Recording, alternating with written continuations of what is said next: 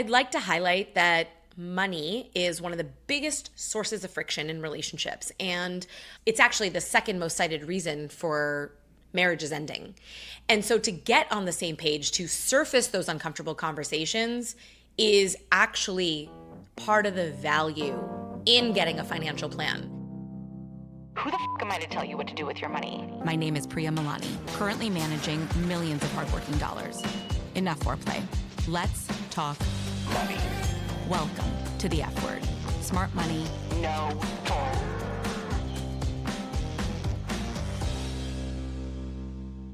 Hey guys, welcome back to the F word, where we talk about money without the guilt. Today we're talking about something that I see from time to time, couples with separate finances and separate advisors. Now, it might seem like keeping things separate is safer, smarter, maybe just even simpler, but spoiler alert, it's not. In fact, if you and your partner are serious about your future together, having separate finances, separate advisors can actually hold you back. All right, let's get into it. So let's start with the problem with having separate financial advisors. And I feel this so dear to my heart. It is so important that when you're in a serious relationship, you guys pick one person to work with that helps you plan your financial life together. Think about it this way. You're building a life together. Each of you having your own financial advisor, no good. You're planning your life together, but keeping your money apart. Your money is a tool that helps you accomplish the things that you want to do in your life. And if you've got a tool set over here and they have a tool set over here, it's going to be really hard to bring those tool sets together and use them in the most efficient way. One of the biggest problems with having different financial advisors, it can lead to conflicting advice. And by getting conflicting advice, it just muddies the conversation and actually leads to confusion in how you should accomplish your goals.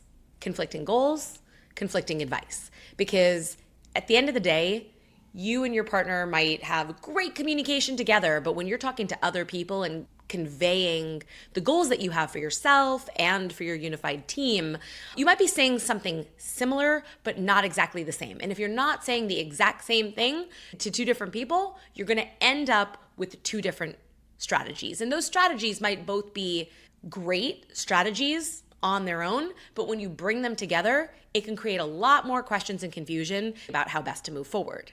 Let's say one financial advisor suggests that you guys should pay down your mortgage faster, and the other one says like, no, let's leverage that low interest rate. They might both have very good reasons for their advice, but without understanding everything else going on in your situation, that strategy could actually lead you guys to a standstill. And all of a sudden you're like, wait, no, mine said to do this. And you're like, well, mine said to do this.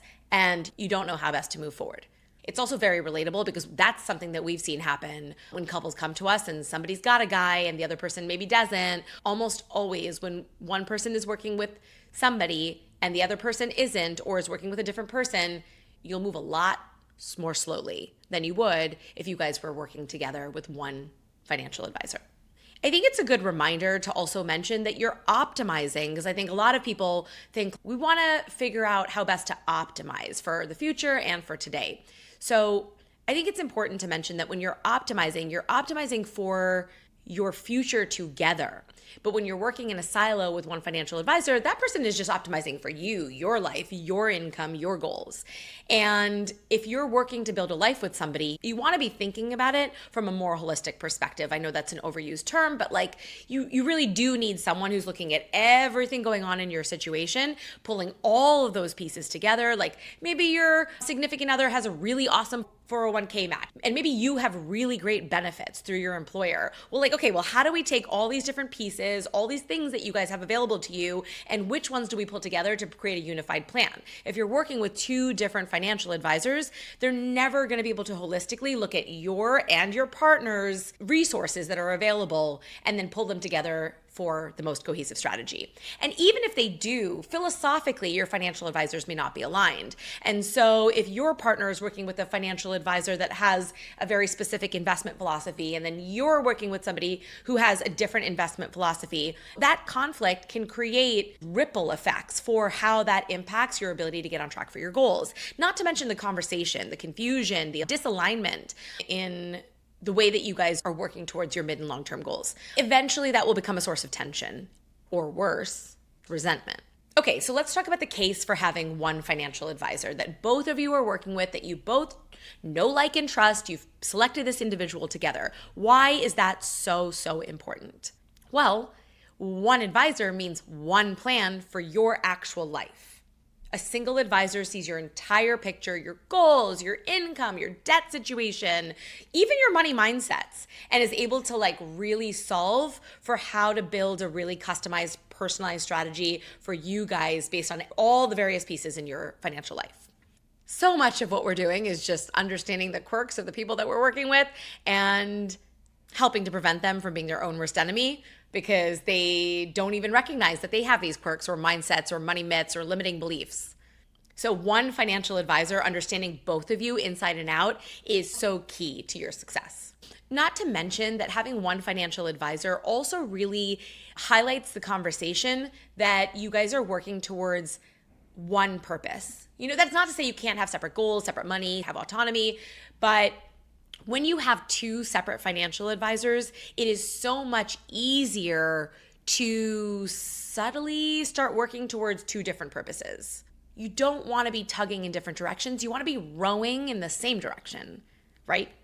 Another one, and this is a huge one that often our process highlights, is financial transparency leads to emotional intimacy. I can tell you tons of stories about this. We had a couple the other day they were coming together to do a financial plan, and they'd been together 8 years, I believe, and it was a second marriage. They were not married yet. They were about to get married in a couple months, and they both had children from their first marriage. And so invariably, it's so much more complex. Speaking to us in the very first meeting already highlighted so many issues that wouldn't have been highlighted if they both went to independent people to work and develop strategies for their unique lanes. And she had children, he had children, they had different incomes. She was making a lot more, he was making a lot less, yet he had a lot more in a brokerage account from the divorce. And it all of a sudden highlighted, well, okay, that's his money, this is my money. I don't want my money to go to his children's activities.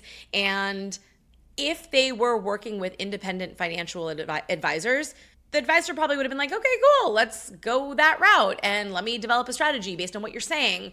But actually what we were able to do was highlight some of these, I'm going to call them issues or tensions, that it's almost as if they came to us to have an intermediary, have a third party help to moderate the discussion around, because without surfacing those tensions, it is so much harder to decide how to get aligned and what you want to be aligned on and where you're not aligned. Are you okay not being aligned there, or do you want to get aligned? And then that ultimately leads to a much more foolproof financial plan. The hardest conversations with building a financial plan are the emotional ones. And when you're working with two different financial advisors, the emotional conversations, they kind of get buried because you're not facing the conflict head on. I'd like to highlight that money is one of the biggest sources of friction in relationships. And it's actually the second most cited reason for marriages ending. And so to get on the same page, to surface those uncomfortable conversations is actually part of the value in getting a financial plan. And if you're working with two different advisors and you're developing two different plans, you will not surface those things that need to be discussed. I'm not proud of it, but we've actually had people break up because of our process. But ultimately, they were breaking up because what the process highlighted was that they were not aligned on their values, their priorities, and the direction that they both felt they were headed. And again, I'm not proud of it, but if a financial planning process actually helps you guys decide, oh, we do not share values, I don't think that's such a bad thing to know sooner rather than later. At the end of the day, a good financial advisor should take the financial planning process and definitely dissipate the confrontation and support and encourage collaboration. And that is so much easier to do when you're working with one person that you know, like, and trust. Okay, so what do we see at Stash Wealth? And I'm just going to start by saying that we have fired clients who don't want to get their financial shit together because it doesn't work in the long run. And we're so hell-bent on making sure that our process works for you, that if you're not willing to participate in it and make it a collaborative experience, then ultimately it's either something going on with you and your relationship or something going on with you and us. And that just doesn't work in the long run. So sometimes couples come to us and one person has a guy, and usually it's like their parents set them up with this person that maybe their parents use. And the advice is not tailored to their real life now. But this person is familiar to them, so they kind of just go through with it anyway. Well, usually when you get into a serious relationship, it's really important for your partner to also like and trust this person that you're working with. And if they don't, it is way more important for you to find a new one that works for your partnership, the person that you're building a life with, than to say, oh, well, my parents use this guy, so we're going to use this guy. Even if that means that you get, I know a lot of times people will say, well, like, oh, we're like preferred. We get the friends and family rate and our accounts are all householded with my parents, so we get a discount.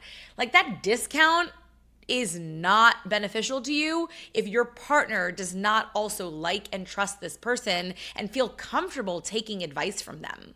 It is so much more important and so much more valuable and so much more signal of your success for you guys to go find someone that you both trust together and are aligned with philosophically. Because a lot of our parents' financial advisors have methodologies and frameworks that come from a different time and a different era. And it worked for that time and that place, but it does not necessarily work for us and our lifestyle and the way we think about the flexibility that we want and the goals that we're trying to accomplish.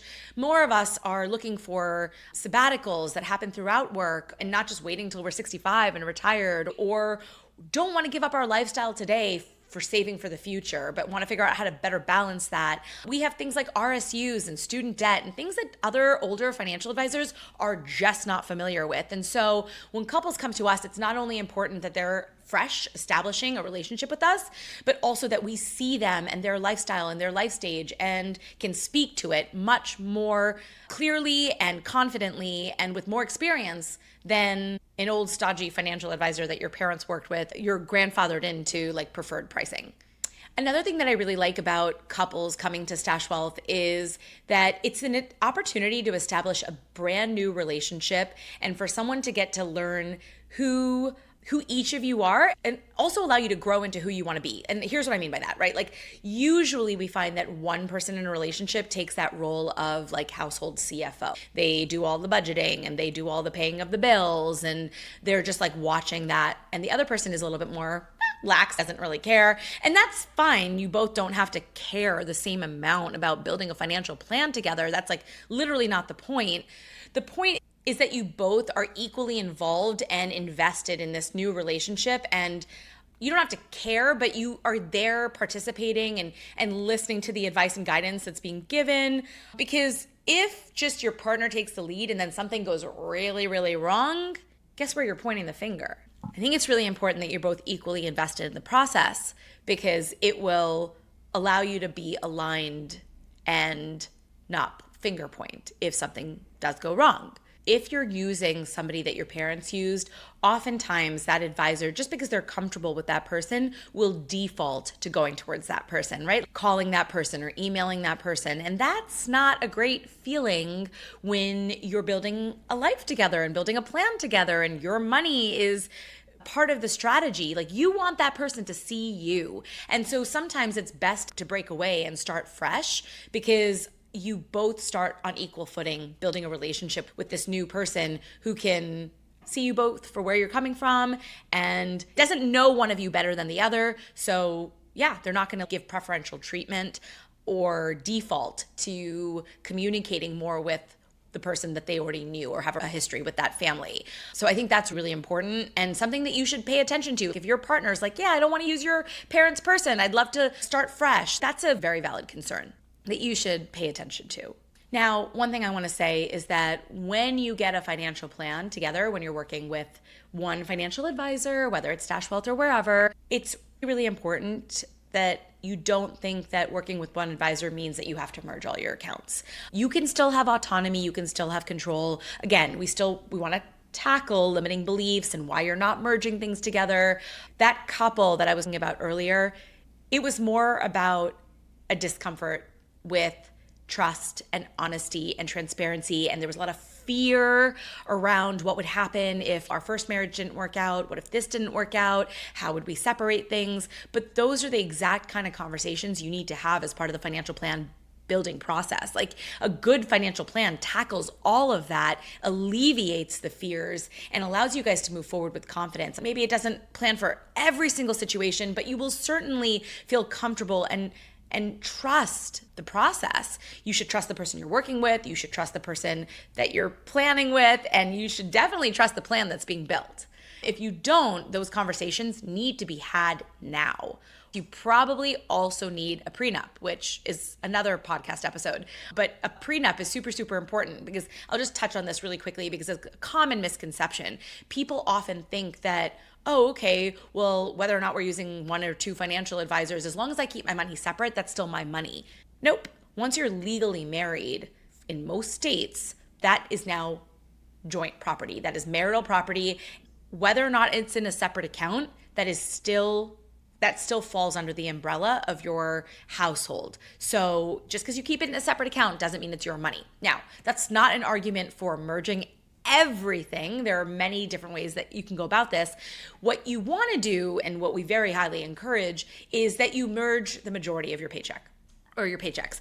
And the reason why is because you need sort of a headquarters for your financial life to see where all the money coming in should go to one spot, and then all the money flows out of this one headquarters for your financial life, which allows you to, besides not nickel and dime each other, is that as your incomes go up, it allows you to understand what kind of lifestyle you can actually afford. So when you have a good plan and everything is automated, as your income goes up or you get a bonus or a tax refund, it's so much clearer as to what money is really yours to blow guilt-free. So yes, you can have some money to the side. That's your judgment-free zone. You can spend it on whatever you want.